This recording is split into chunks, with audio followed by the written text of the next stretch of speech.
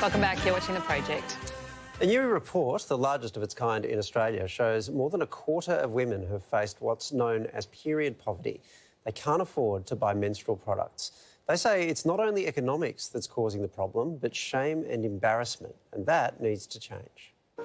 Period poverty can be a traumatic topic. Just ask Brisbane mother Kim Hampson. It's terrible. It's terrible to think that people are still going through that. It should not be a privilege to have sanitary items. It should not be a privilege to have access to them. It should be our birthright. As a teenager struggling to get by on her own, sanitary items were not at the top of Kim's list of priorities. Working as a young person at 15 and 16, food and shelter were the priorities in my life at that age. And so period products or sanitary items was a luxury, so they come last. And that problem is not as rare as some may think. Charity organisation Share the Dignity has conducted Australia's largest period study and found 17% of Australians have been unable to afford sanitary items. That number rises to 27% among those who are unemployed. The study also found more than 22% of respondents had to improvise and make their own. The story that shook me to my core was to hear a young girl who'd fled a home of domestic violence at the age of 14 who would steal socks from a laundromat to be able to deal with her period.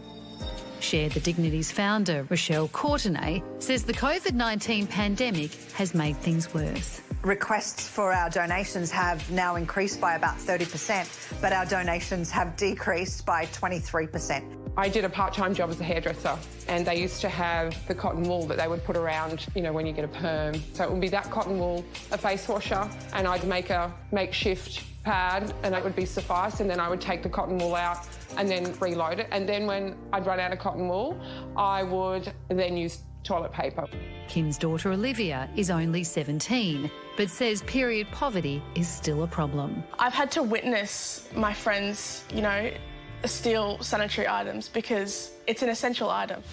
Since 2015, Share the Dignity has collected and donated more than 3 million sanitary products to those in need. This month, they are running the Dignity Drive, desperate to give women and girls a basic right. It's super easy to help us eradicate period poverty. In August, collection bins go out through every Woolworths store. So when you're buying your own products or you're getting your groceries, you can just pick up a packet and drop them in any collection box. We still have to take away the stigma that we all feel or have felt at some stages in our lives, that it is so normal to have a period and it's so okay and it should be celebrated. It means I'm a woman and here I am. Such a great campaign. It's something that you often don't think about. This is a basic right.